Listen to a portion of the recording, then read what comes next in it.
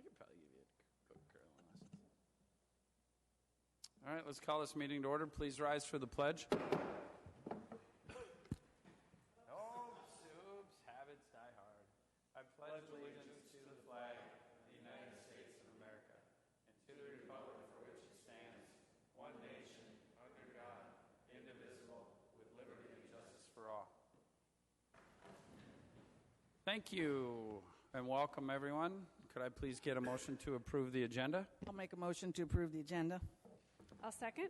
There's a motion and a second. All in favor, say aye. Aye. No opposed. Motion carries.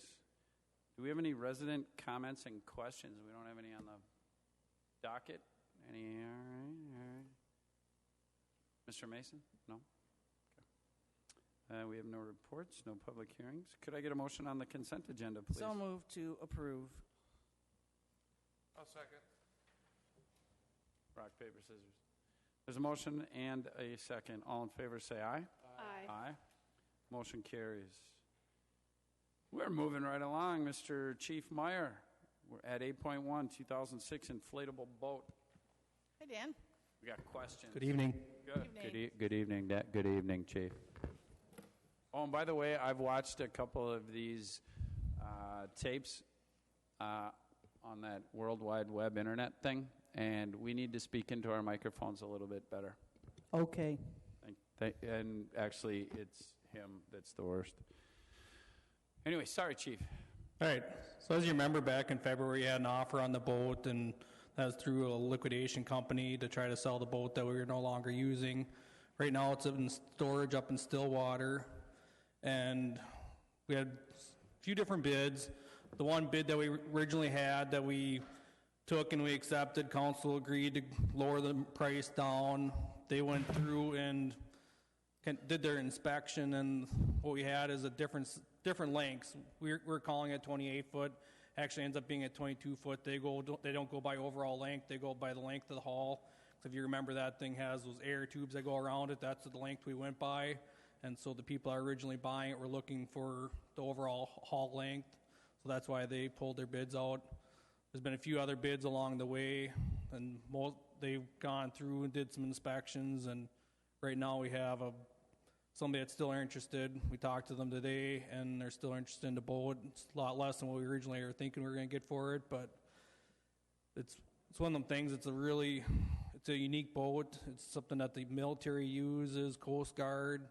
So there's not a lot of places where most people would use it on a day-to-day basis. So I'm looking for a motion to accept this next bid and move forward. Anybody have any comments? Yeah, I have a comment. Yep. Or a question and comment. So we would net a little over $7,600 for this boat. Correct. The boat is worth what? There's not a market out there where you can find. I found one other boat that's a 2006, and that one was listing. It was around 16 or 18 or whatever. Mm-hmm. But that one, the motor's been rebuilt, the hull's been redone, the tubes have been redone. But it didn't have a trailer. Didn't have a trailer. We have a trailer. That one was 22, I thought. Was it 22? Maybe it was. So let me, and I don't mean that. Are you done with your question? No, I was just curious. One of our options is to take the boat back from National Liquidators. Would we still have to pay them some money if we take it back? I'd have to talk to them on that because they did store it all winter in heated storage. I know there's some wordage in their contract that we'd have to read into that. Okay. All right, I'm done. Okay. So in November of 15, I just need to understand the process. November of 15, the city council approved to sell in the process 2006 inflatable boat previously used. The boat is in storage. At the February 16th, we accepted a bid of $16,500, understanding that we had originally said not less than $18,000. Correct. So they pulled the bid. Then another bid for $12,000 in February was pulled because it was then listed as from 28 feet down to 22 feet. And that was in February. And now we're being asked to go from $18,000 down to $7,600 and it's June. Oh, by the way, yeah, and we owe $850 for storing it. I need help with this one. The $850, or that we're going from I need 18. help. The one that you sent us was a 2002 Yep. that didn't have a trailer, and they're asking $22,000 for it. Yep. You're asking us to turn around and after going from 18,000 down to 16,005, then we agreed to the 16,005. Then we don't hear anything, and then now this is the first I heard that we had a bid for 12,000 in February that was pulled, because I didn't know that the bid for 16,005 went away. And then now it's June, and now we're at 8,500 minus. Since last October, it's been in. I'm having a hard time with this process. Okay. Well, we paid $0 for that boat. We got that boat from the DNR, so no matter what, it's a net profit.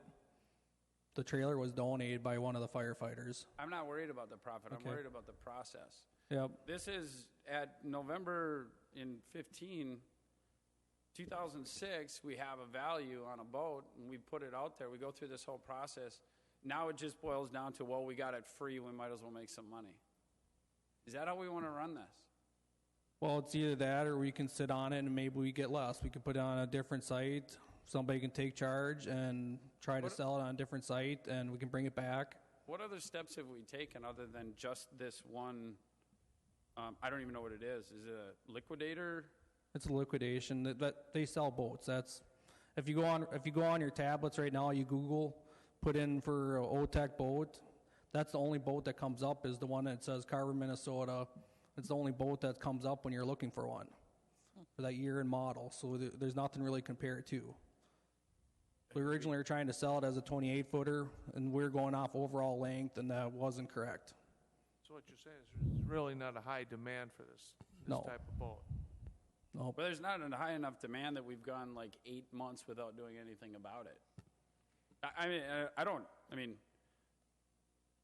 I just don't understand why we haven't given. I mean, Craigslist, put an ad in the paper, try to sell it privately. I mean, we talk about budgeting and we talk about what the firefighters want in terms of hourly wage and all this other stuff. And here's an opportunity to make some money. And we've gone from 22,000 down to 18, down to 16.5, down to 12 we didn't know about, and we're willing to settle for 76.50. That doesn't make any sense to me. The boat does need work. It's not perfect. So We knew that 8 months people ago. 9 months ago. back in November, October. when we originally listed, and we're going by what they recommended. There's not a lot of boats out there that they compare it to. The other boats that are out there in the market are military used, Coast Guard used. So are you saying that instead of going from a 28-foot down to a 22-foot, brings it down from 18,000 down to 76.50? Yeah, that's. I don't think we're gonna get anything more for it. We can definitely. I don't think we're going to get anything more for it, but what have you done? You've only had it at the liquidators. Yeah, that's what they do. That's what their job is. And if you go on Google and you search for a boat, that is the only boat that comes up right now for sale. That you can't compare it to anything else. You go through all kinds of different websites. I was able to find that one boat to compare it to. And that's at $22,000 without a trailer. Yeah, it's all been rebuilt. New motor, new tubes. Doesn't have issues with the hull. Then why did you give it to us as a comparable? That's the only thing I could have to compare it to. Yeah, I had asked what the market value was on it. That's why, that's what you found, and That's the only thing I could find. They don't have like the Kelly Blue Book. They don't have that for that type of because I was just customized boat. curious if there might be, Yep. a way to, if it was worth way more than that, then I'd want to Yeah. know that. No, I have a question on the National Liquidator, the company itself. Are they just a listing site? Is that basically all we're paying for? They don't assist with the listing itself. They don't do any of that kind of stuff. They store it. They listed it and stored it, so But that they $850 is what they got for storing for the winter, for their listing on the different websites. It's on probably 3-4 different websites through their So- different companies that they own. Did they create the listing then themselves? Did they take all the pictures and everything, or did we have to do Nope, that? we gave them the information. Okay. So they didn't do their own inspection, even though it's on their facility and they're doing the Correct. listing?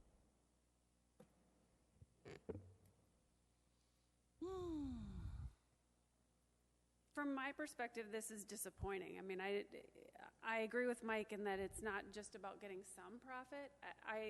Whether it was free or not, it's a resource that the city has, and we have to treat it with a lot of respect. So, I'm disappointed to see something that we, at one point, believed was worth $18,000 now go for under 10. That's a shame. I don't know if there's something else that we should try at this point, if it's worth it, if we're better off cutting our losses, but I'm disappointed in the way that this has gone down. I agree with that, but I don't know. What do we do at this point? I mean, What are you going to use the money for? It just goes back into capital for future purchases.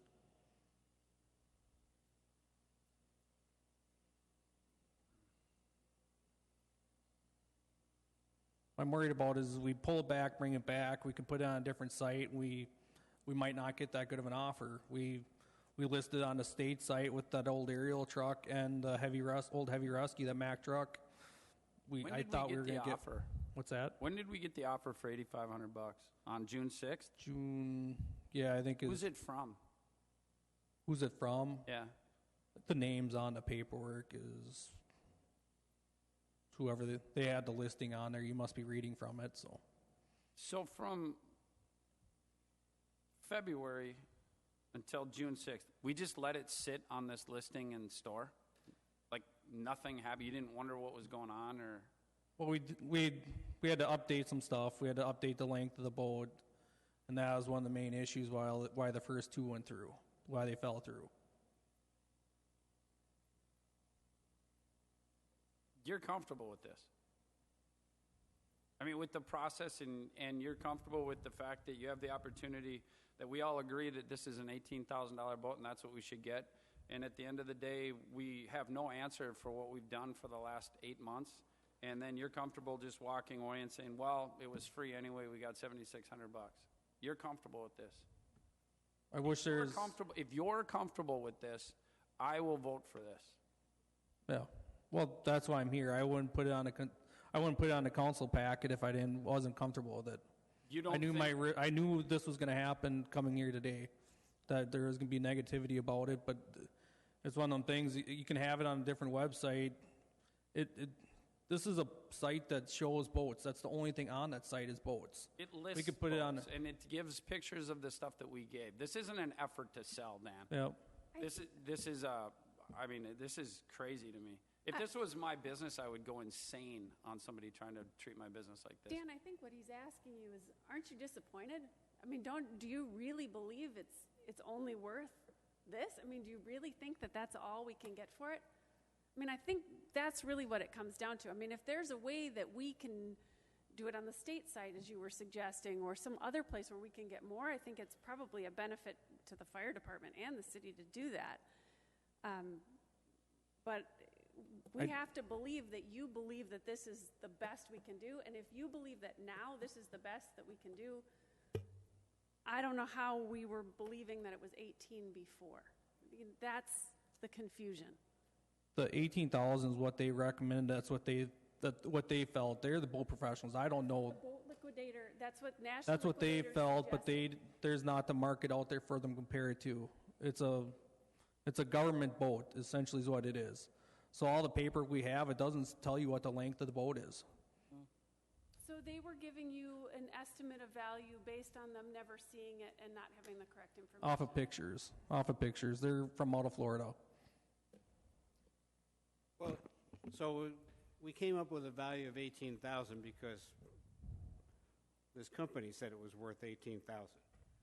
However, we had the wrong size, so it really wasn't worth 18,000. Yeah, but the We comparable, don't have any idea what it is worth. the comparable one's at 22 without a trailer, but it's got work done.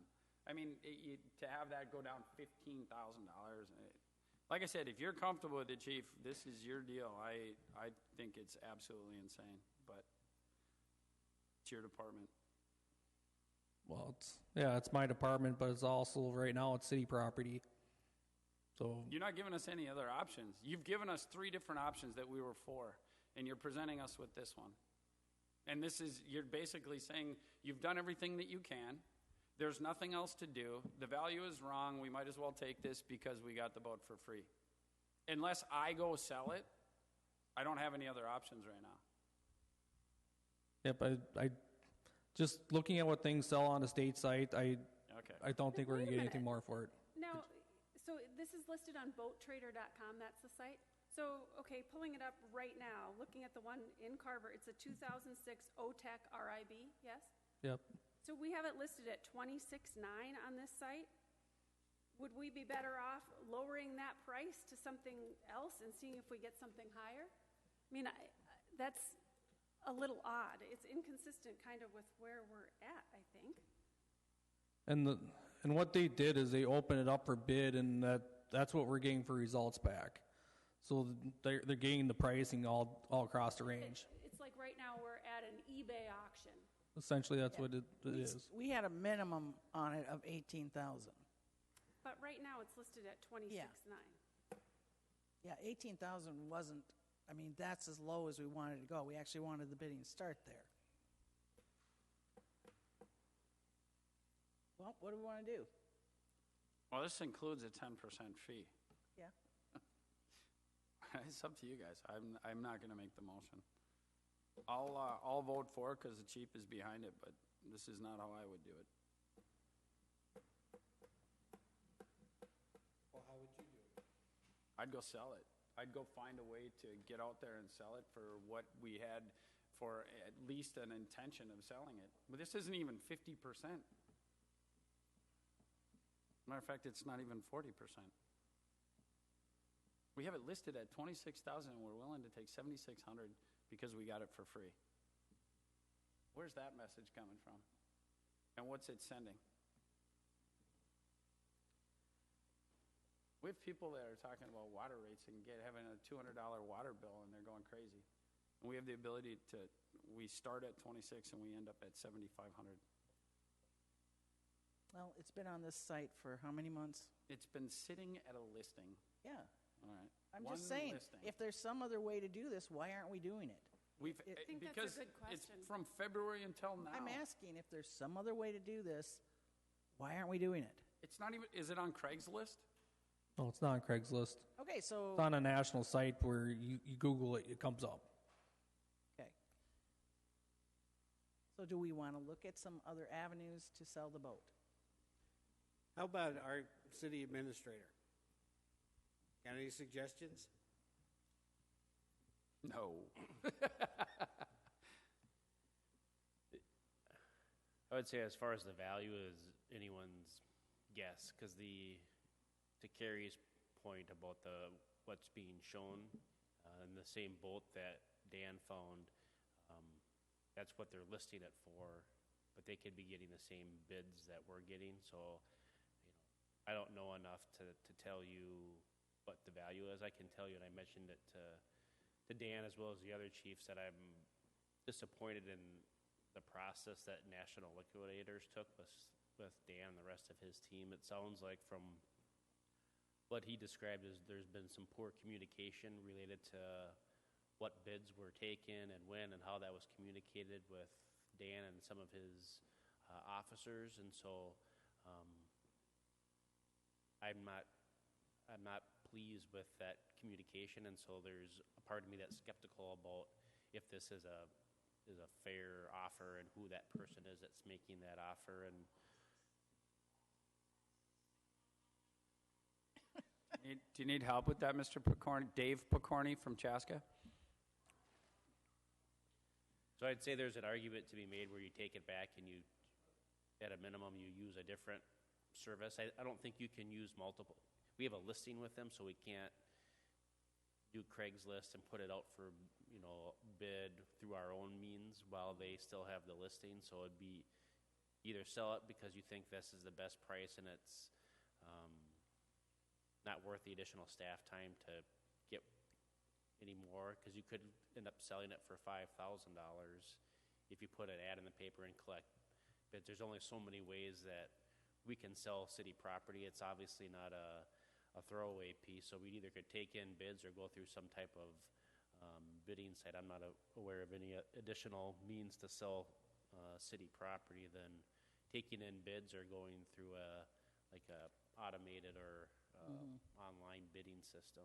Well, I think for me, it's like Brian Mr. Skoke having a piece of equipment that he gets overvalued and then can't sell, and then the city turns around and now we want to sell Brian's equipment on behalf of the city. I mean, it's a chief's a department head. I mean, like I said, I'm at the point where, I mean, if you're comfortable with this, it's your ownership and it's your department. I'm not going to take Brian's equipment and try to sell it on eBay. I mean, The way it was explained to me was that the $12,000 bid was never communicated to the fire department at all. Then it got down to the $8,000 bid, which is a big red flag. So if they had a bid for $12,000 that wasn't communicated to the department, sounds to me like they're trying to buy it themselves and turn around and sell it for a profit. That's what I would do. so the concern is that this gentleman has been fairly difficult to communicate with according to the department, and so who and what their motivations are kind of in doubt. Okay. Well, one thing is we don't use this service anymore. And if we don't want to take it back, if we don't want to deal with the extra hassle of trying to sell it, I say we just go ahead and sell it for what Dan's suggesting. Is that a motion? Yes, I'll make a motion that we sell the,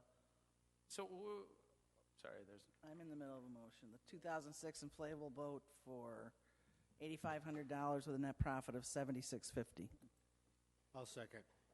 All right, there's a motion and a second. Other discussion. There was a bid that the organization didn't tell you about, and our reasoning that we aren't dealing with back to February is that they were hard to deal with. Well, anybody that bids, they have something in their policies where they're allowed to pull their bids within 5 days. And I still know the answer to why we didn't know about the $12,000 unless they pulled their bid right away. Maybe the bid came in on a Thursday afternoon or something, or maybe our contact was out of town when that bid came in. Yeah, but if legally somebody makes a bid, you have to be made aware of it. Then you have to be made legally aware that they pulled the bid, so you have an opportunity to have the discussion. When did you find out that there was a $12,000 bid that was not made or not pulled? I just found that out a couple weeks ago when we got this paperwork. The same sheet of paper that you're looking at on your screen.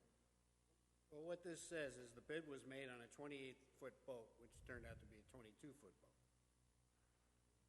So if you make a bid on something that's claimed to be something that it isn't, that's not I don't think, though, that that's the bidder's problem. I mean, we're talking that if the company isn't letting Dan and the department know that there's bids, we've got a huge problem with Or the department reputation. isn't asking for the information. I mean, there's a motion and a second. Is there any other discussion? All those in favor say aye. Aye. Nay. All those opposed say nay. Nay. Motion carries 3-2. Roll call. Councilmember Henry, Yay. Councilmember Monroe, Yay. Councilmember Newhouse, Nay. Mayor Webb, Nay. Councilmember Wigand. Aye. All right, moving on. But cross them off the list. We're not using them anymore. Don't plan on selling any boats soon. Thank you. Thank you, Dan. We are now to number 8.2, the pedestrian bridge underpass update. Mr. Boyan. Thank you, Mayor and Council. Once again, we're going to give you an update, and there's just a few discussions that staff had after the last meeting. So in going back to the pedestrian underpass, we wanted to just hit on again why the road is being closed. Once again, the reasons are the depth of the underpass. That's 18 feet deep.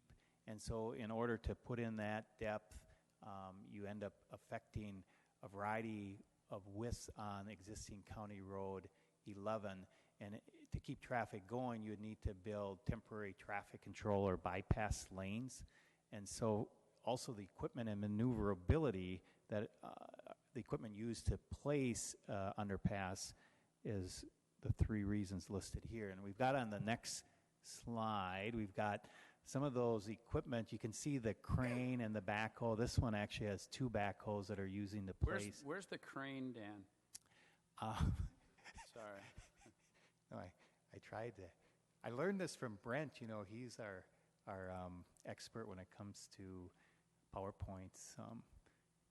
Yes, but let me keep moving. There's another box culvert. You can see the crane in the upper part and then the the backhoe on the bottom.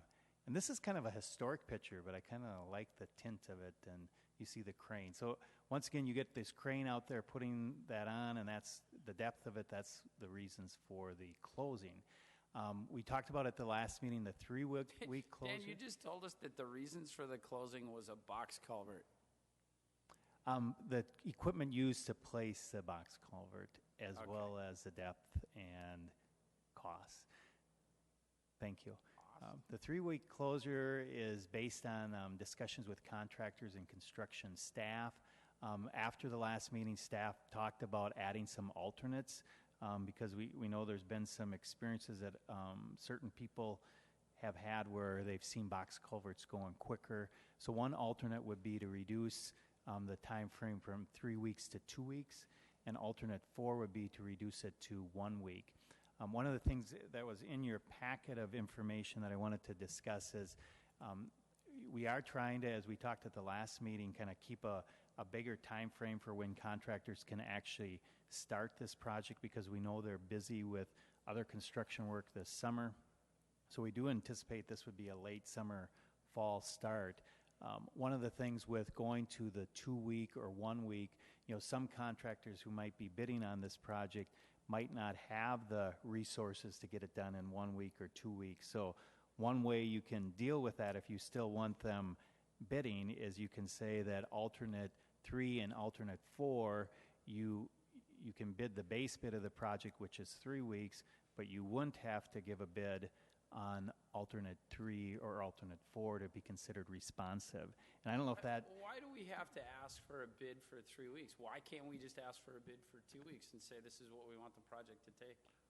Well, I think it's based on your budget that you had... So 2 weeks is more expensive than 3 weeks? Correct, and 1 week... Why don't we look at a budget of 6 weeks then and make it really cheap?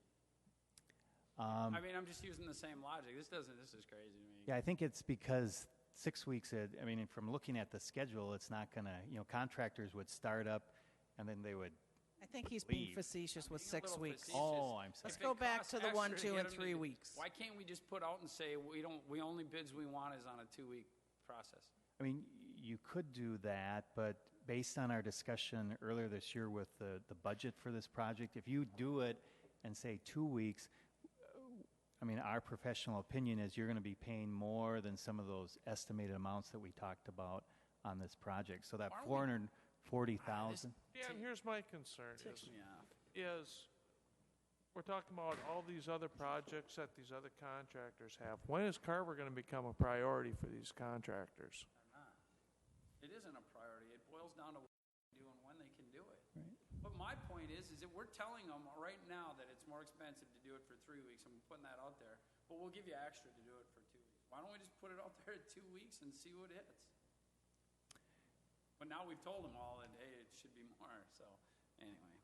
Well, I don't, maybe contractors are watching our new system here, and that No, could they be. look at all the engineers' estimates that we put out there, and they look at that and they make their bids based on that. It's the I mean, process. if a contractor wants to get I mean, you know, we hear that statement at times, but I think How if much more is 2 weeks versus 3 weeks? I mean, I don't have an estimate on that, but you'll get a price, and then you'll know what that number I is. actually want the prices for the alternate 3 and 4. So then, yeah, so we can set it up where to be responsive, you have to give a price, and I think it might affect a few contractors that are looking, but I understand. That's why I wanted to bring But it up the little and, guy that doesn't have anything going, he's going to bid it at 0, right? Maybe. Nice. right. All right. See if they'll give us a buffer on the boat, too. It's too late. We Two- got rid 2 of it. weeks in the You boat. just sold it. Too late. You just sold it. All right. Could I get a motion to authorize staff to add alternate bid number 3 and 4 to the project related to reducing the time frame for closure of CASA 11? Yes. I'll second. There's a motion and a second. All other discussion at all on this? There's a motion and a second. All in favor say aye. Aye. Any opposed? Motion carries. We are to number 9.1, dental development. I have a cavity, I think. Just kidding. Ms. Nash. Thank you. You're looking at 5 different applications tonight. The first is a rezoning from agricultural to general commercial.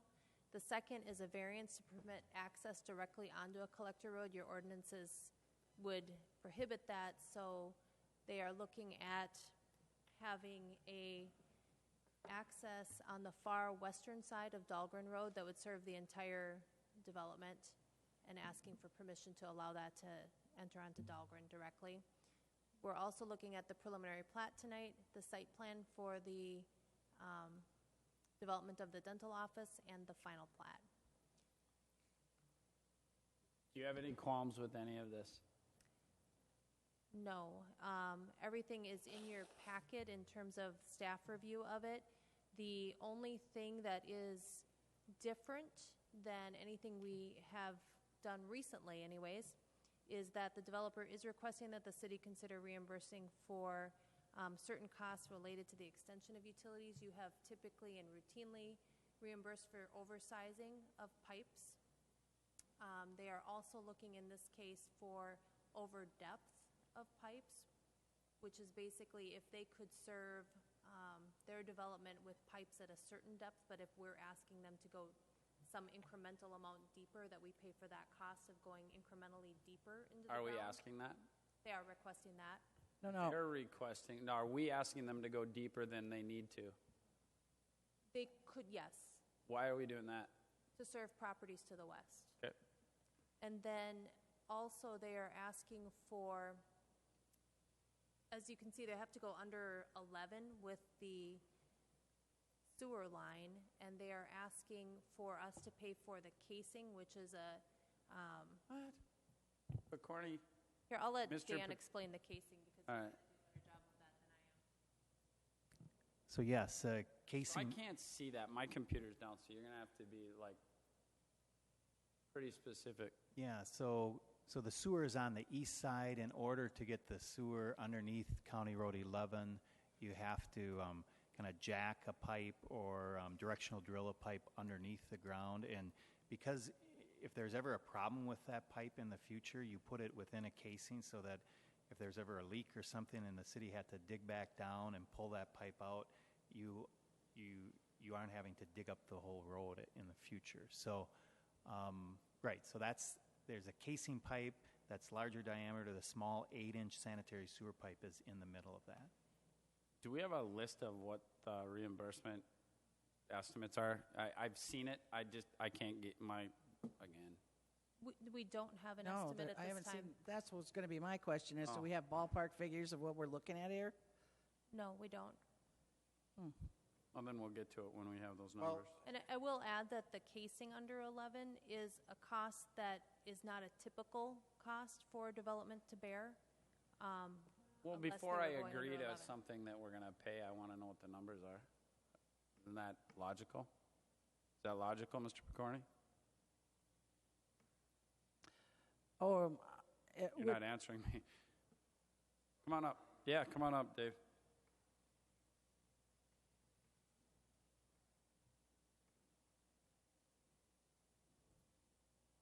I'm Dave Picorni. I'm Community Asset Development Group, and we're And woodworker. on the developer, and we're if you need anything done on a lathe, I do that too. Actually, this issue of the sewer was not our request. That was actually the very first discussion we had with the city. They said, "Well, when you do this, we we expect you to be responsible for sewer, water, and utilities, but we will extend, we, the city, will extend the utilities to this site because they weren't done back whenever the road was put in. So it really wasn't our request. We are in the process, based on our discussions with the staff, what they've asked us to do is to include it in our pricing and bidding for the utilities. We don't have a price, final price on what the jacking / casing cost would be. I just don't know. I think, though, there was an estimate. Dan, I think the city engineer gave an estimate at one point. Okay. So Dan, did you give an estimate at one point?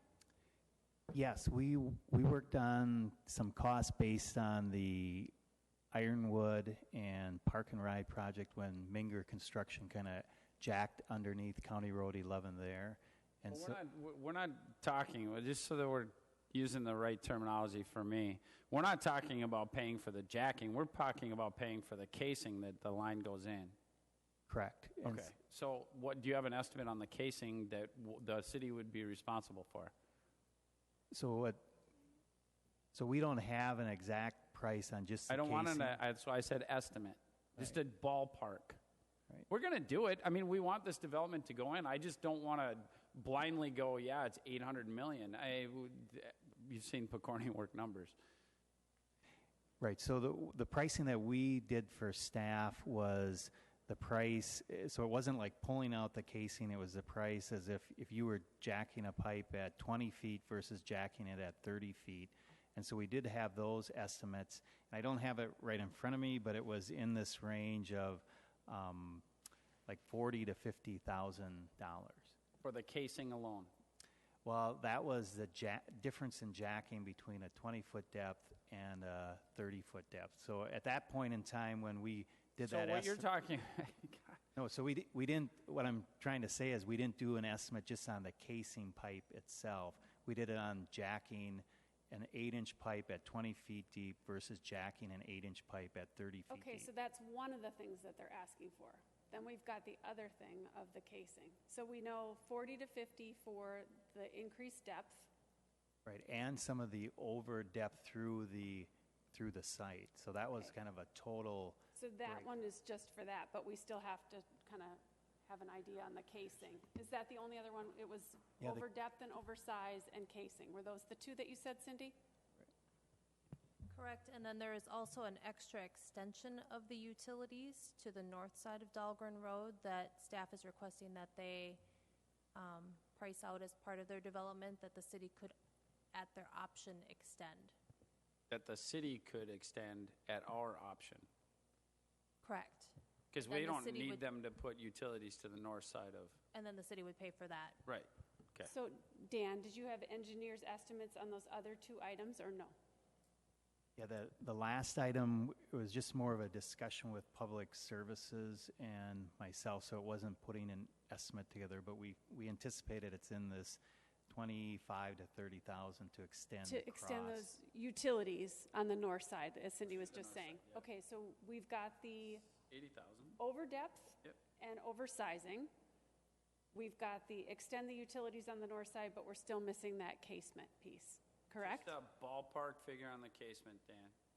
Yeah, the casing pipe itself, what staff had discussed, it's actually putting in the casing and the sand. So I would say the ballpark figure is included in that first number. In but the it's, 40 to but 50. All right. it's probably some number, I mean, I'm just the comfortable with that. 'cause material we need to casing get- cost is some number. If I can add to it, the way Sure. we've worded the condition within the resolution, we've worded it such that the Which engineer, resolution? the final plat resolution, 13016? yes. We've worded it in such a way that they have to provide an engineer's estimate for review by the city to verify that the costs requested for reimbursement are reasonable at the sole determination of the city. And then the amount determined by the city to be eligible for reimbursement would be included in the developer's agreement. So And that's pretty typical that Dan isn't reviewing costs on, say, the oversizing of the pipes until after you've approved the final plat. So if it came in at 120, we don't have to move forward with reimbursing that. We can say that is excessive and not reasonable. If based on Dan's judgment and costs that they've experienced in other projects, if what is being provided looks unreasonable, maybe they have increased the cost of the pipes to some amount that doesn't, is not comparable to what Dan has been seeing on projects, then he would make that recommendation and say that he only believes that a certain lesser amount would be eligible. I'd like to ask a question. I mean, we have, just south of this site, we have a fire station and public works building. Why are we going under 11? Can't we come from the firehouse? That's way farther. So that line wasn't sized for serving this area. So the line we're using to supply water and sewer is coming up 6th Street? So the water is on the west side, and so the water is an easier connection. The sewer is on the east side, and yeah, the line that was extended for the fire station public works facility wasn't sized as an 8-inch diameter to It was handle. sized for the fire station, Right. public works station. It makes sense. We got to get water and sewer over there anyway, and I want this development to get going. So I'm comfortable with that. Is anybody not comfortable with that? Anything else you'd like to add, Ms. Nash? Only that Adam Holder is here this evening too, if he'd like to Do you want to get speak going? at all. We'd like you to get going. And here's the deal: is the administrative law judge made her motion, and we're willing to move forward. So, We have one question about the variance. Is it common to do this type of variance? In this kind of situation, we feel that it meets the findings of fact for a variance. There is no other way with this property being a corner lot or a corner parcel accessible and only abutting onto 2 collector roads for it to gain access until and unless a different like frontage backage kind of road is constructed, which if you look at the conditions that were included, that is also a concern of Carver County. They reserve the right to restrict access to this development, i.e. change the full access of the driveway into Dahlgren Road into a limited access, such as a right-in, right-out kind of access at their discretion. So it's kind of like a temporary variance, because once that property fully develops, we'll get the kind of entrance you're supposed to. Well, and it may not be that property fully developing. It Yeah, could I mean, be but- properties to the west and then bringing something around. There could be other options. Right, but we're not going to end up with a bunch of development there and still have an entrance onto a collector road. That's not a street, not a driveway entrance. This variance is being granted specifically for the dental office, and at such time as any additional development on what's being shown as Outlot B is considered, it would go back through the development process again. Carver County would be looking at traffic counts. We would be looking at that as well. Okay. And reviewing it incrementally. So what you're saying is there's no carte blanche. Correct. Okay.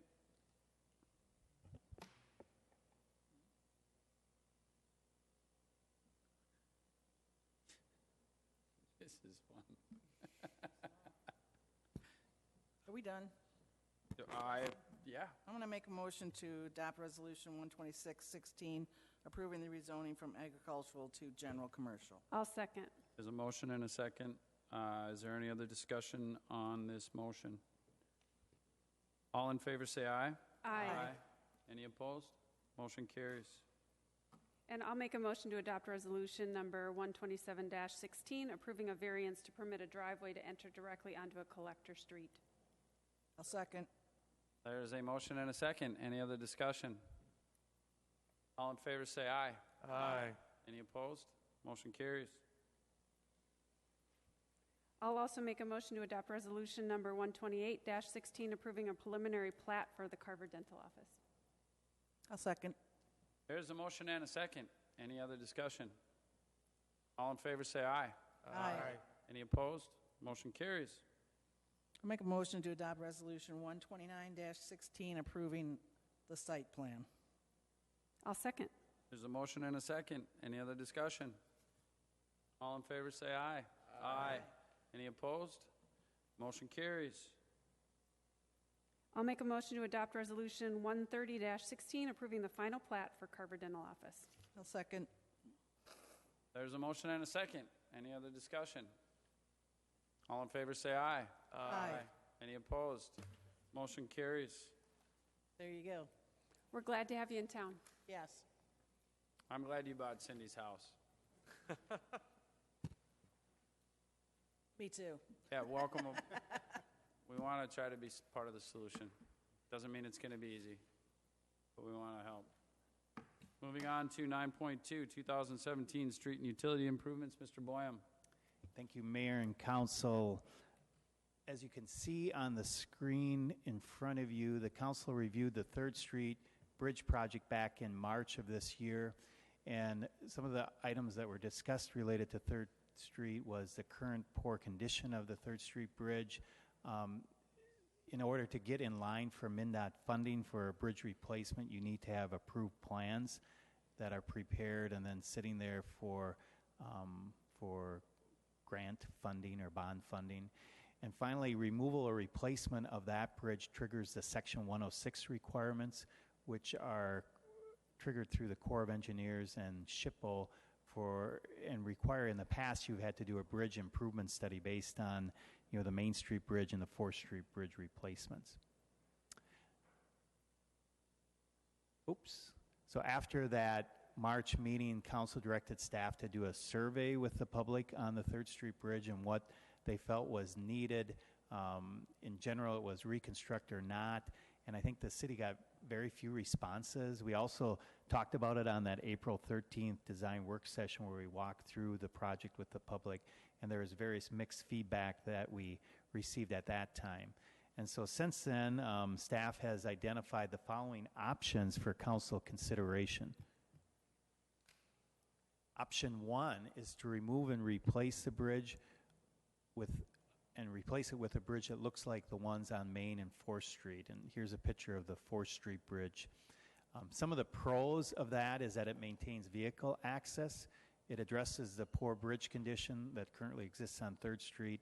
You have some past experience with the Corps and SHPO and how to go through the approval process for replacing an existing bridge in the historic district. And a portion of the bridge work is eligible for state funding. The cons of this option is that it is the most expensive kind of project cost option. There are funding timelines that are uncertain with the MnDOT approvals. It still will require a Corps and SHPO permit and approval. You'll still have to continue to shut down the bridge in flood events. And there are some, with these type of bridges that the stone is painted and the parapet wall is painted, so there is some maintenance costs with any type of bridge project. Before you go on, can I ask you some questions? Can you go back? Sure.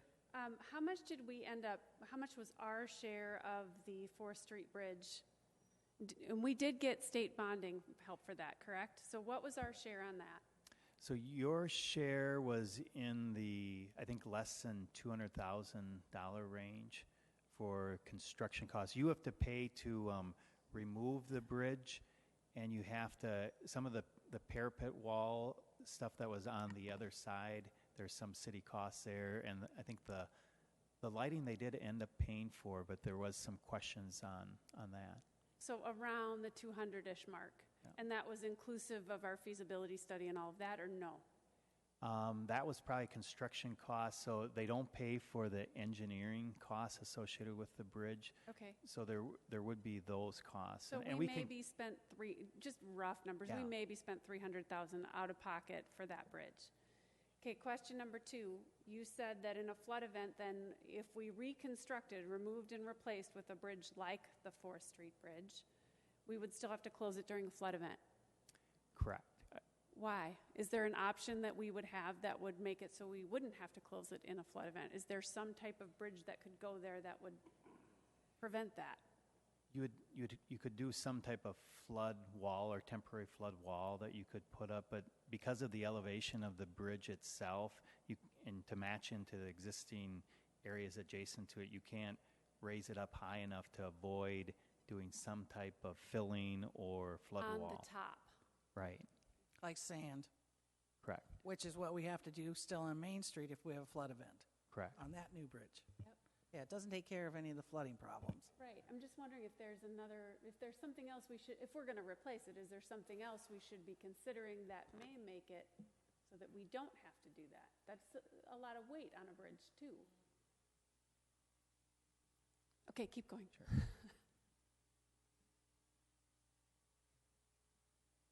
Option 2 is remove and replace with a box culvert type bridge. The pros of this is kind of a picture you saw earlier tonight with the box culvert. There's no labels. No labels of cranes and Same thing. backhoes. Is that a backhoe? Yeah. But this option, it maintains vehicle access. It also addresses the poor bridge condition. It's less expensive than option 1. Option 1 had those, decorative head walls that we're trying to match. Percentage-wise, how much less expensive than option 1 about? I would say percentage-wise, it's maybe like 60% of the costs associated with option 1. So it's 40% cheaper. Yes. Okay. So even if we were to get state funding, because it looks like here just a portion is eligible, so would it be less than 300 out of pocket if we could do something like this? In theory. It would be less than that. And once again, the pros is a portion is eligible for state funding. The cons are that you haven't seen option number 3, but it's more expensive than option 3. There is still this funding timeline associated More with. expensive than something you haven't seen, but just trust me. Correct. Okay. Still requires Corps and SHPO approvals. You would have to continue with a box culvert type bridge. You would have to still do your bridge shutdowns and flood events. And there's, I guess, a con, there is still maintenance costs associated with a box culvert type bridge. Would we have a hard time getting SHPO approval to remove the historic bridge and replace it with a box culvert? Yes. Okay. They might suggest building over it like they did on the 4th Street. And the one thing that's a little different with if we went back with the 3rd Street Bridge is if you remember on your 4th Street and Main Street Bridge, you had that stone that was saved and reused in different places. This one, when you look on the north side and the south side, you don't see that stone. But until you go through that process with them, more than likely they try to, there might be some stone underneath the concrete that's covered up that they would say, hey. There it is. So option 3 is remove and construct a levee across the 3rd Street Bridge, or 3rd Street itself. So here I'm taking a picture of our newly rock-channeled Spring Creek behind City Hall, and if you kind of visualize that just continued across the 3rd Street area, and you kind of would, the pros of that would be it's less expensive than option 1 and 2, so this is our option 3. How much less expensive? I would say from a overall project cost, quite a bit less expensive. And one of the things we mentioned in here is we haven't put together costs on these, and that could be some direction that the council wants us to put dollar amounts and city costs versus bonding costs on all these options. We can certainly bring that back for the next meeting. It addresses poor bridge construction because you would be removing the bridge with this option. It eliminates the issue of, that you wouldn't have to fill the 3rd Street during a flood event because you'd have your levee going all the way across it. The cons that we listed were it eliminates vehicle and pedestrian access. Once you take away a bridge and you don't use any bridge funding to replace it, and if someday later in the future you said, hey, we don't like this, we want to put a bridge back in. Can't get bridge funding. You can't get bridge Bless funding. you. Yes. Jake.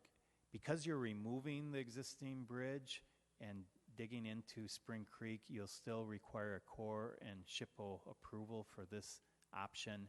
And because if you put the levee across 3rd Street is kind of the low point in the road, so There is drainage that comes to that, so you would have to come up with some type of storm sewer gate type system to bring that water back down to Spring Creek.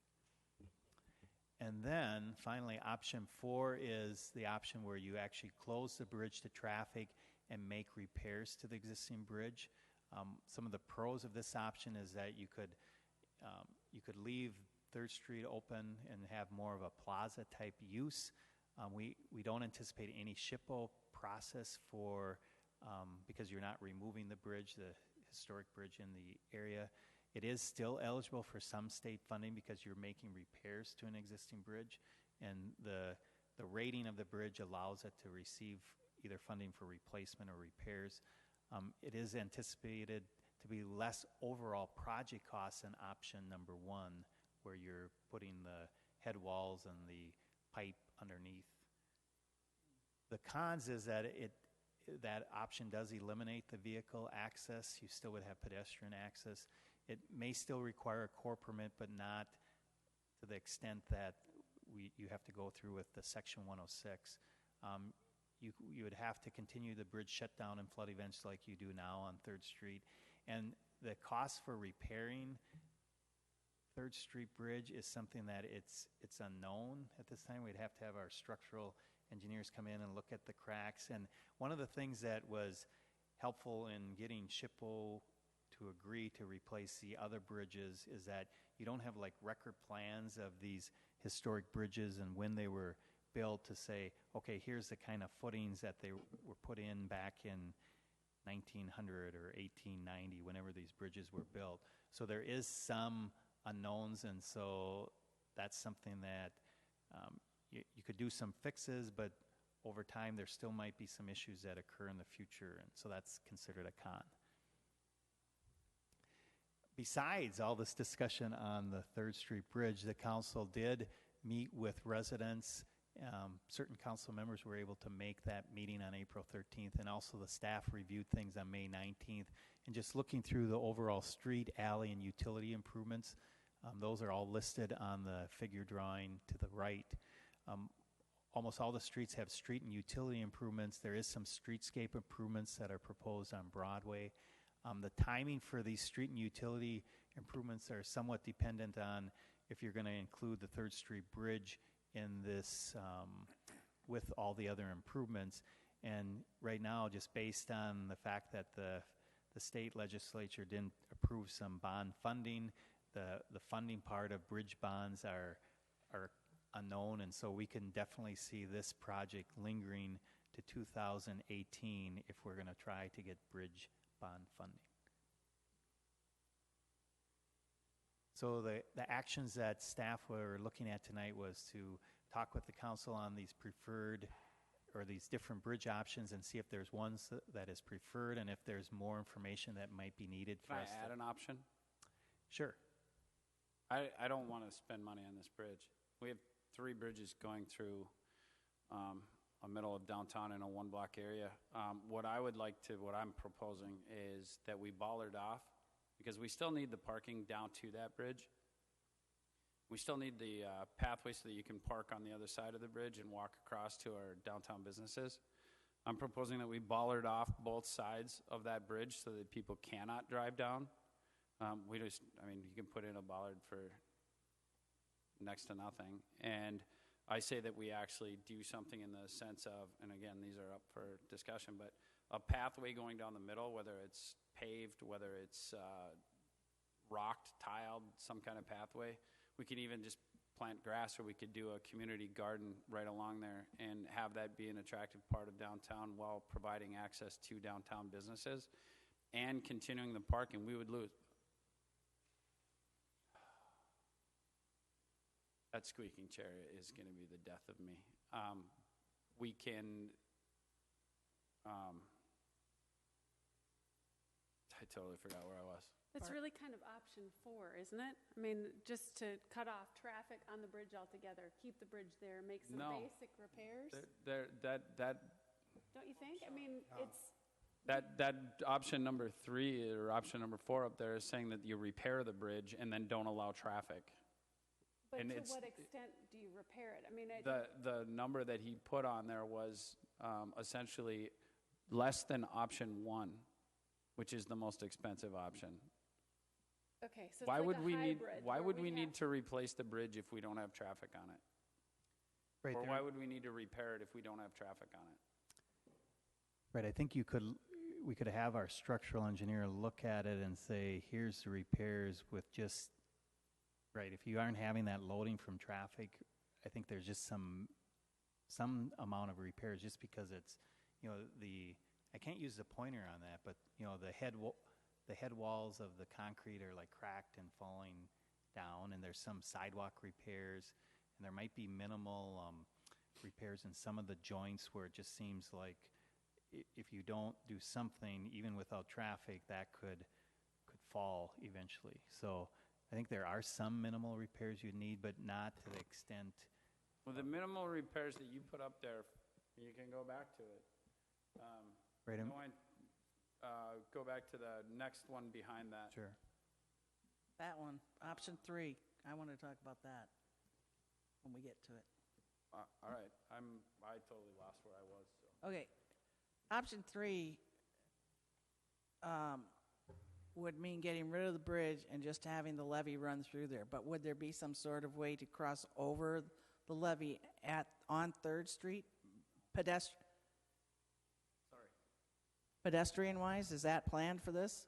Not in this option So as this it's would just discussed cut here. right through 3rd Street, and no, that's not a good option. I mean, why couldn't there be some pedestrian bridge?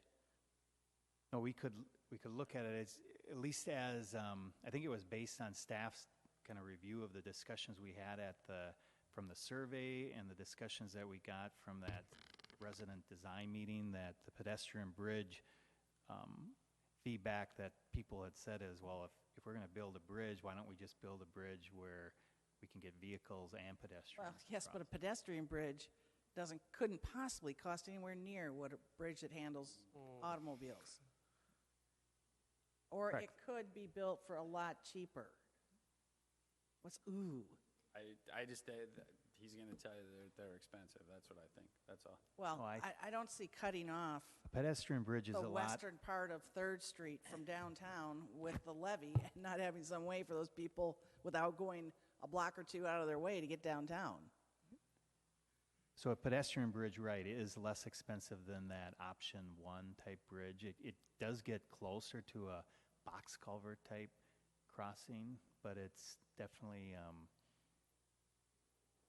Why couldn't we just put a bridge on the trail that's quite a bit bigger than what would be needed here, right? Yeah, I mean, I don't know what that cost. a lot. Yeah, but if I remember, it was about a little over $100,000. No. It was way more than that. for the one that was put across Spring Creek. is Yeah. that- Yeah, I That think, was like 250 or 300,000, wasn't it? right, I think in the upper 100s to low 200s, you could spend on a But that's pedestrian bridge. I mean, it's a much longer length than we would need for a pedestrian bridge to go across the levee if we did option 3. Option 3 would be cool because you really see the creek. If we did option 3 with the pedestrian bridge, removing the bridge that's there now and adding a pedestrian bridge would not allow us bridge bonding funds, correct? Or would it?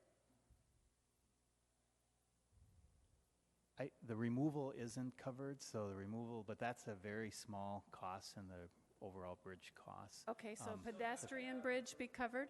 I think I do think that some amount of the pedestrian bridge would be covered. We'd have to double check with MnDOT, and I apologize, when we were coming up with these options a week or week and a half ago, we knew, okay, we had to get this together, and we didn't have time to put all the costs together, but we can certainly, I mean, what I hear tonight from your discussion is some of these costs would be helpful as you try to make a final preferred option. Well, and from the option 3 standpoint, I know we've had some discussions with the Army Corps about levies and levy studies, so I would assume that that somehow fits into that. Yes? No? I mean, is this something that then we should be holding off on and having some discussions with them on including that in some sort of, I think their feedback to the city on some other parts of levee improvements, like as it relates to some of our stormwater lift stations, and they just encourage us to keep moving with repairs and other work that you're planning to do. And she's talking about the levy study that the Army Corps is, I mean, would this Right. be part of the overall levy study, the $500,000 I mean, if study? we're building a whole new section of levee, would it be smart to do that without having that Army Corps levee study in place? Yeah, I mean, what the Corps is going to say on this wouldn't qualify for a certified levee, what we have right now. So they would say you're going to have to put a flood wall type structure in, or you build a big lift station kind of right south of Main Street where you shut off the flow of the river during a flood event and just pump all the water that comes down Spring Creek. And then you could leave things like we have here, because they said, you know, then they would consider Spring Creek not part of the levee system anymore, because you have this big lift station south of Main Street that. Okay, that's not an option. Can you tell me what it would cost to put in bollards and some grass? That would be. In your next, what you bring back to us, sure. if you could tell me what it costs to put in Yeah. bollards and some stone and some grass? Piggybacking on that with Mike's idea of the bollards and grass. Stone. It would still be eligible then for future money from SHPO, correct? Bonding, state bridge bonding money? It wouldn't be from SHPO. SHPO tells us if we can or do anything. Right, if you left your bridge right like it is now and did something as Mayor Webb was discussing, right, you could still approach MnDOT and the Corps and SHPO on doing something more extensive in the future. Mayor, council, Is there? I think one thing that might help the decision-making process, if you think of a bridge study is only needed if you want to build a new, like fully pedestrian, or not pedestrian, but vehicular bridge. The other options 2, 3, and 4, et cetera, if you think of that like the rest of your feasibility study, specifically to like the streetscape along Broadway, we can more or less play around in the sandbox with different options and show you different cost scenarios. Stantec, Dan and his team can do that. So that's one choice, to do that part of the feasibility study for $15,000. The other choice is the $15,000 for the bridge study, and that's only if you really want to do option one. You say, we want to rebuild 3rd Street in the same way that we built the 4th Street Bridge and the Main Street Bridge. If you don't want to do that, then all the discussion that you're having about options and features can happen within the $15,000 for just the regular project feasibility study. Is that correct, Dan? Well, some type of bridge study would be needed with whenever you're removing that existing bridge, they would. So if you did option 3 here, where you removed it and built something across, or if you did option 2 with a box culvert and you're removing, you're going to have to do some type of studies. But I think what Brent is. So anytime you build a new bridge across, you need a bridge study. Or remove the existing historic bridge or the historic structure in the historic district, you're going to have to do some type of study. And it might not be the study that we had to do, as Brent mentioned, for the new bridges on 4th Street and Main Street, but there's going to be some effort that they're going to ask you to justify to be able to remove that historic structure. Well, it sounds to me like then maybe we need more numbers You know on what? the Maybe we options. need a work session on Yeah, this. this is too much for us to decide tonight, I think. Would we need a study if it was bollards, grass, and stone? Okay. I think the feasibility study gets you those numbers. That's what he's asking, for you to authorize them to do the work to get you the numbers. Well, there's a full-blown feasibility study, and then there's approximate numbers for option 3, option 2. I mean, because I don't know what option 1, a new bridge, is compared to option 3, remove and construct levee across 3rd Street. I'm trying to figure out the difference in pricing there Right. without Less money. spending $15,000 to do that part of it. It's kind of what it's saying. And that we can do, we can bring that back to the work session at the next meeting with those, costs. They're not feasibility costs, but at least costs associated with the options you talked about tonight, as well as the one that the mayor's brought up, option like 4A. Yeah. But, right, as the city administrator had mentioned, proceeding with the feasibility study that looks at kind of the overall project, and just if for some reason we pick an option on the 3rd Street Bridge that's not going to require this larger bridge study or the Corps or SHPO approvals, to keep things moving to do this project in 2017, that motion of proceeding with the feasibility study and the resolution would be a good action to talk about tonight, which was kind of one of my last few slides here.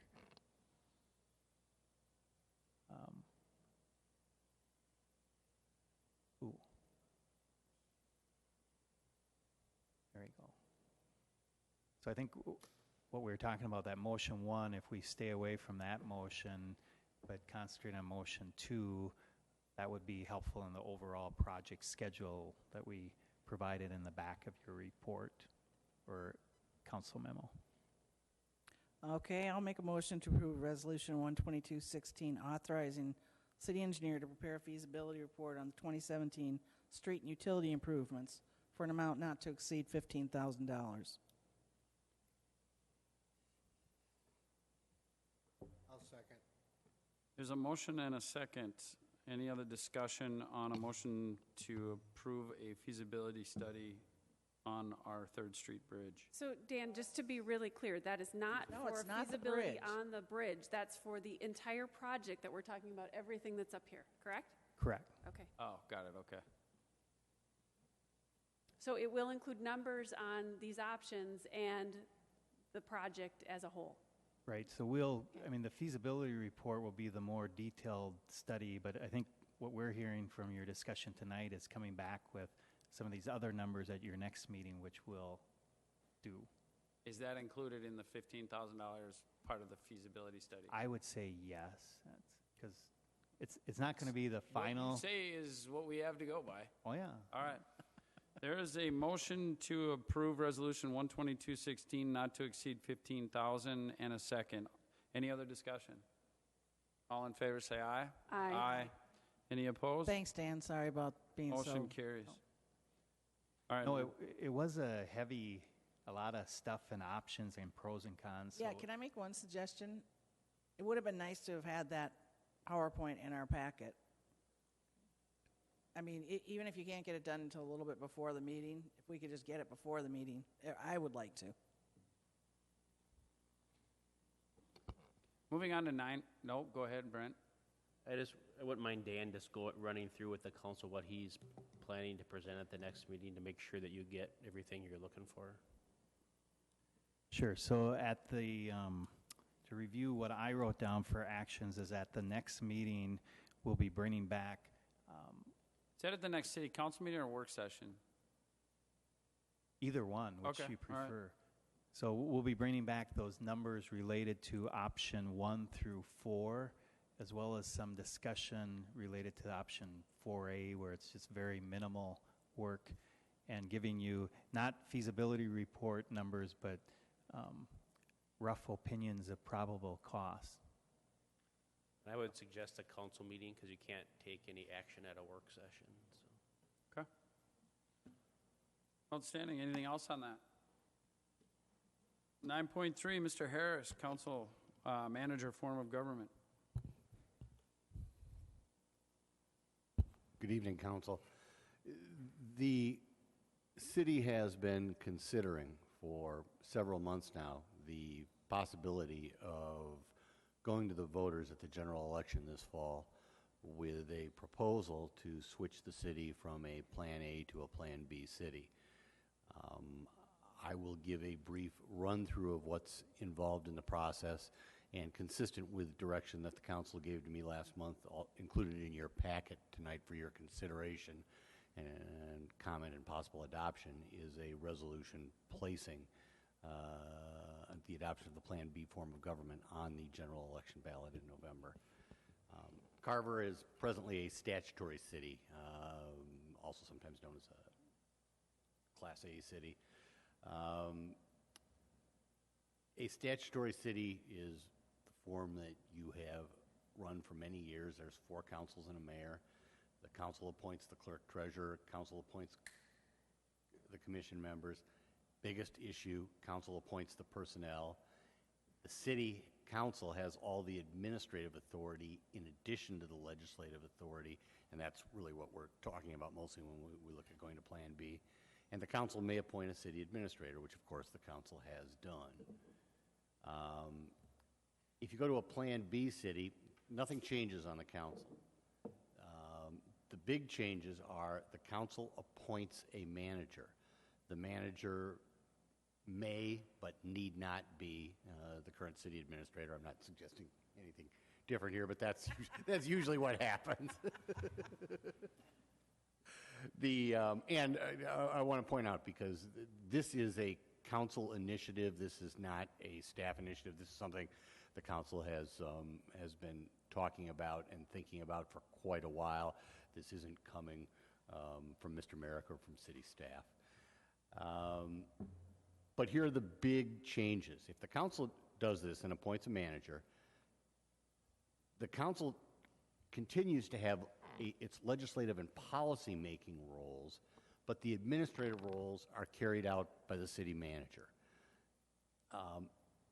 The biggest one is personnel doesn't come back to the council anymore. The city manager hires, fires, assigns duties, is responsible for administering the personnel of the city. Now, the manager is, of course, accountable to the city, but it is the manager's job to run the city. The manager has control over all the departments or the divisions of the city. One of the primary reasons cities look at going to Plan B, particularly as they get larger and get more complicated, is to have the city manager be in charge of running all of the city departments, rather than having the departments coming up to the city council, and rather than having personnel matters coming up to the city council. There are some differences, some things that I think are attractive in a Plan B city. The manager is responsible for enforcing the statutes relating to city and city code, ordinances, and resolutions. What that means is, I won't say this is politically accurate, because of course your constituents will still have concerns and they're still going to express them to you and you're still going to listen to them. But in a Plan B city, it's the city manager that makes the decision about whether it's a nuisance or not, whether the city's going to take action. The manager can be assigned additional roles and duties by the council.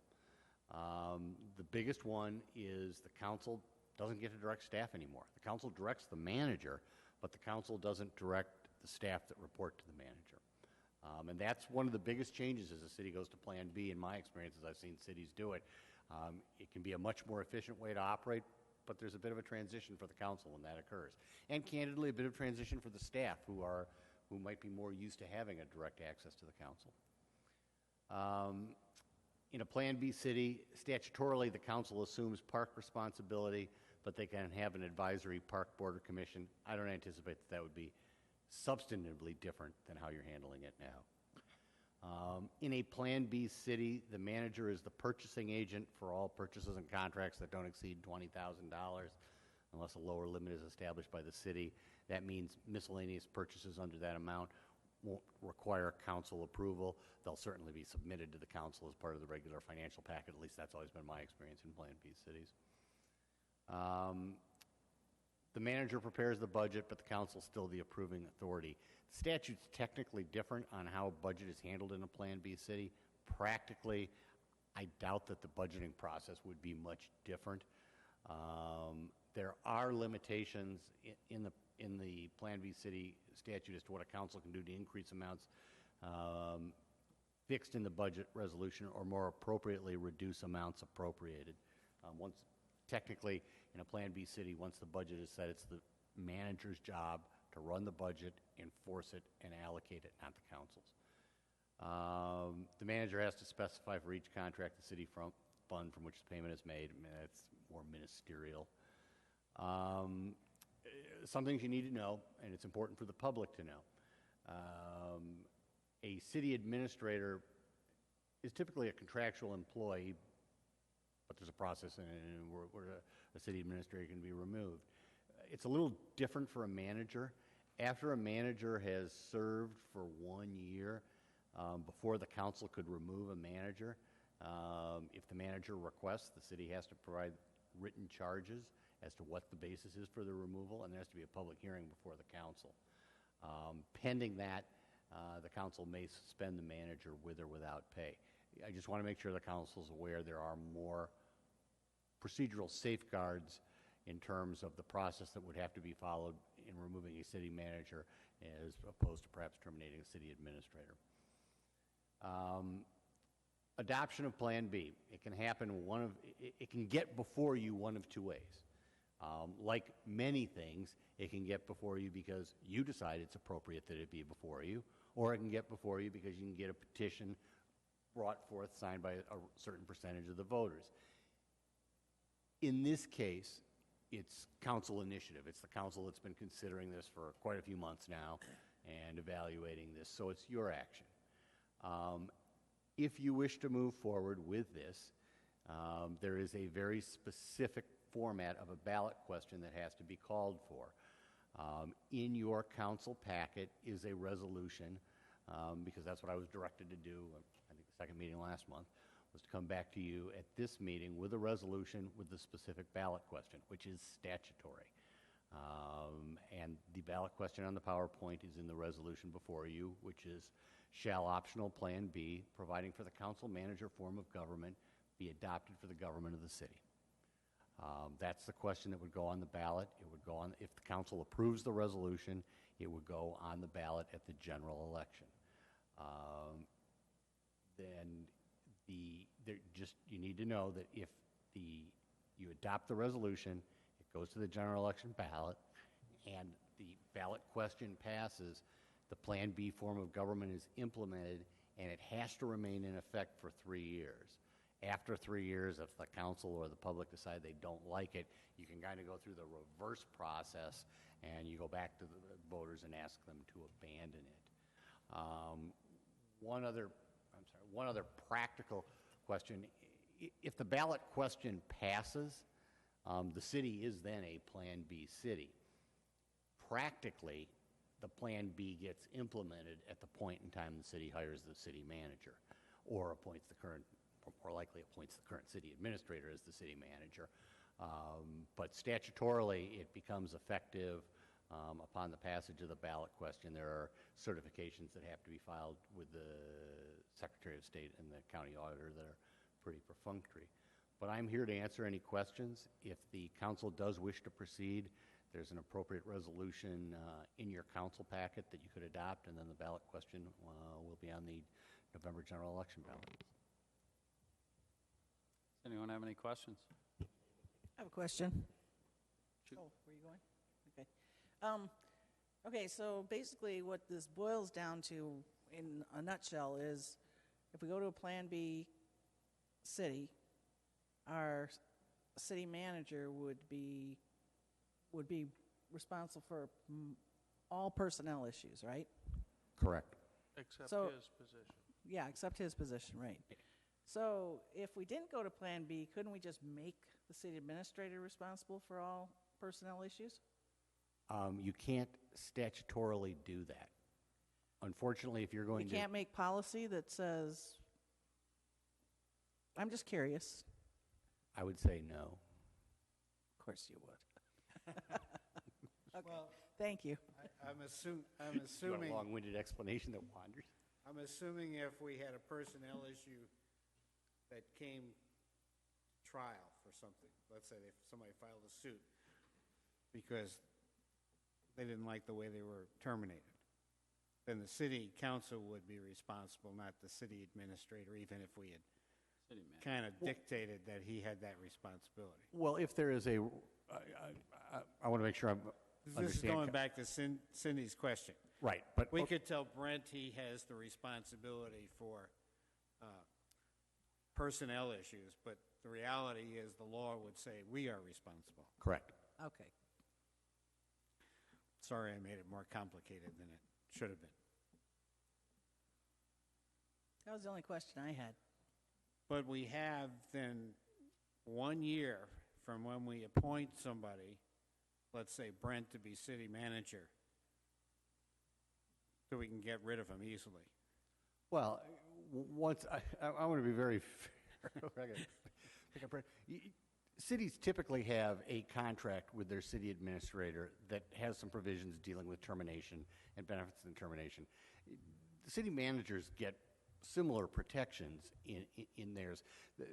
What I'm highlighting is there's a statutory difference in how you handle them, which a city administrator can't demand a technically written charges in a public hearing before a termination, whereas a city manager can. Candidly, in my experience, I've never actually seen that happen when it gets to that situation where a council wants to terminate a city manager, but I'm just pointing out that there's statutorily the right to have that happen.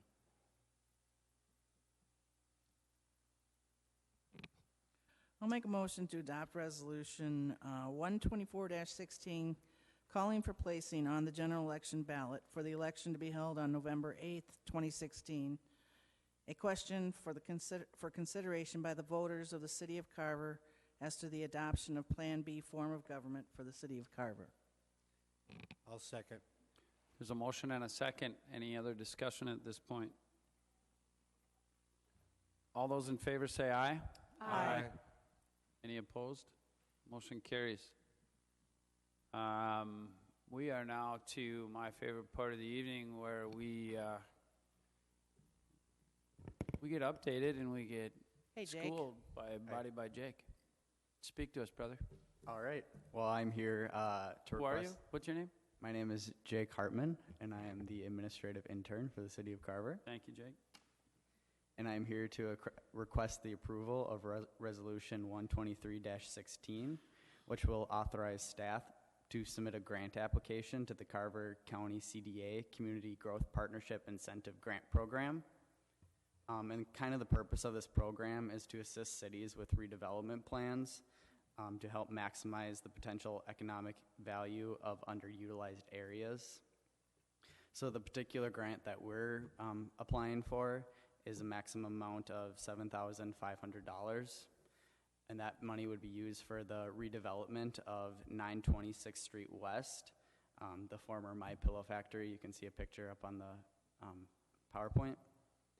And the money would specifically go to help with addressing potential environmental issues with the property and with the development of a proposed redevelopment plan. Now, there is a minimum leverage rate of 1-to-1 with this grant, so every dollar that is rewarded will have to be matched. And we've attached with you a copy of a draft of the actual application along with the resolution that we're requesting to be reviewed. Outstanding effort. I like it. Anybody have any questions for Jake? Could I get a motion to approve Resolution 123-16, submitting a grant application to the CDA Community Growth Partnership Incentive Grant Program? So moved. I'll second. Oh, sorry, Jim. There's a motion and a second. Any other discussion? I have a question actually for Cindy Nash. We had talked about an RFP potentially coming out for this property, for the redevelopment of this property. Is this work that you're planning to have done before, or that we should be having done before that RFP is issued? No, not necessarily. They can go on at the same time. So what is our time frame on that RFP? You will see it at your next meeting. Okay. Any other questions, discussion? There's a motion and a second. All in favor say aye. Aye. Any opposed? Motion carries. Thank you, Jake. We are to City Council Communications 10.1 Edith Ann Award for Property Excellence. It's my understanding that we are looking for applications. Yes. Oh, That's you're me. That's me again. Oh, Jake, Yeah. welcome back, my brother. Speak to us. Yep, so like you said, we're once again looking for nominations for the Edith Ann Award for Property Excellence. And the award is meant to recognize citizens who go and be above and beyond to maintain their properties. So if you'd like to nominate a property, you can visit City Hall or the city's website to get a nomination form. And we're accepting them until July 29th. So I just want to encourage everyone, if you have any neighbors or friends that you feel like have outstanding properties, stop by and fill out a form. So the nomination is for properties within the city limits of Carver that have a wildly, greatly maintained yard, or the neighbors really appreciate what they do in the neighborhood, and applications are due by July 29th. Yes. Outstanding. Is it anywhere in the city, or is it just in the historic district? Anywhere in the city. The historic. All properties. Summer cold, it sounds like, a little bit. All right, thanks, Jake. We are to community space visioning. Who's got that? Mr. Merrick. Thank you, Mayor and Council. So just a brief update. I've been working with Cindy McCleary from Leo A. Daily on putting together a work plan for the visioning process. But part of that, the main part of it, frankly, is developing two separate groups to go along on a visioning kind of concept planning process. And so separated into two groups, one community leaders, and you can see that we've tried to identify community leaders from our various organizations and also some businesses, churches, etc. And then also a more kind of internal group, which is made up of the mayor and council. We want to get an administrative staff employee as well as two volunteers from each of our volunteer commissions. So each of these groups would be following identical tracks, leading to kind of one consensus. We're looking at potentially the first meeting being on July 11th for the community leaders, but still trying to nail down the final details with Cindy from Leo A. Daily. The second piece to that, one of the things that we wanted to try to do is get both the council and the community leaders group some information, some broad-based information from residents. And one of the things I think that at least staff has struggled with is asking the right question as far as what residents want. And sometimes we ask them a very direct question like, where should it be? And so one of the things that we're going to try to do over the next several weeks before the first group meets is ask what three characteristics are the most important to a resident for a community space or building. And so that could be anything from parking, that could be using an existing building, that could be downtown, that could be close to 212. And so instead of focusing on Building do you like this exact location, or do you like this schoolhouse, or do you like the village hall, what do you like, or what's important to you about, is cost important? Is proximity to other businesses, proximity to a park. So trying to make it a little bit more abstract so we could collect this data and then give it to both of the groups. And they'll have their own opinions on it, but because this is such an important issue, I thought it'd be good to collect this data to let each of the groups do with it as they wish. I think it's a great idea. I think it's a great idea too, but I wouldn't ask it like that. I think this might seem nitpicky, but I think it should say, what are the three most important things to you in a community space building? Characteristics could, get misleading for people. How did you say that phrase? I said, what are the three most important things to you in a community space building? Sure, a little simpler. Yep. Yeah, just make it a little simpler.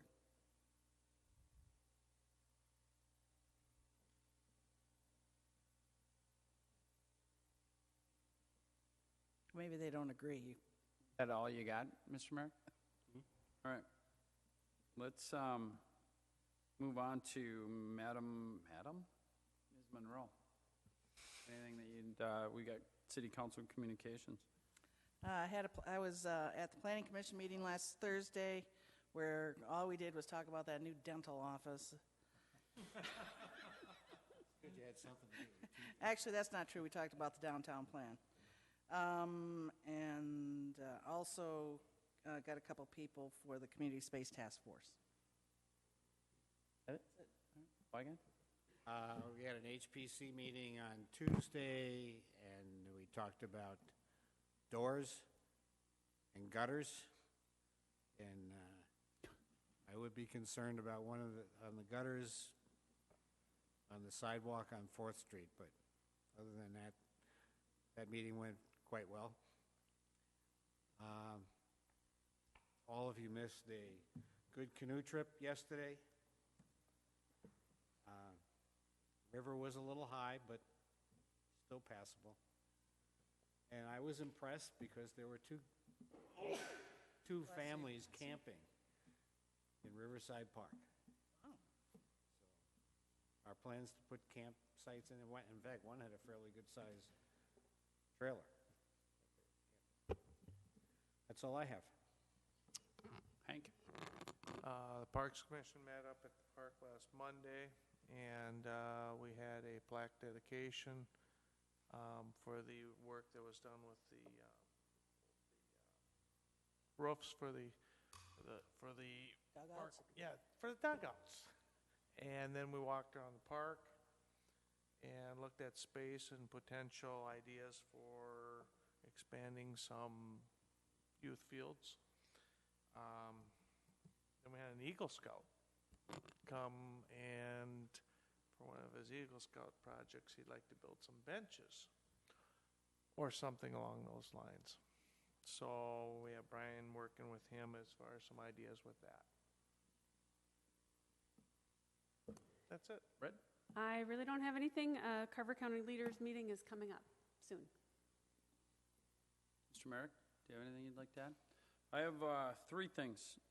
First, I'd like to congratulate Brent Merrick on being named to the board of directors for the League of Minnesota Cities. Here, here. Yep, well done, Brentley.